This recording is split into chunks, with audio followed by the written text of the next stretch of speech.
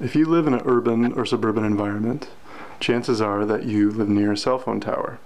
And if that's the case, this is how much wireless pollution you are exposed to. Now, medical doctors and biologists around the world are starting to realize that the maximum amount of wireless pollution that we want to continuously be exposed to is a 5 on this device. And as you can see, we're normally over 100 and sometimes over 200. So if that's the case, one of the best things you can do is to get a net like this, which blocks about 99% of the wireless pollution from you while you sleep.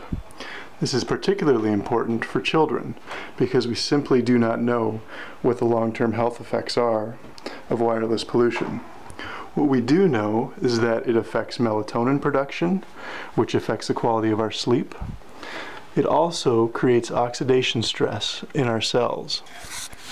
So as you can see, when we're underneath the net, the amount of wireless pollution goes down considerably.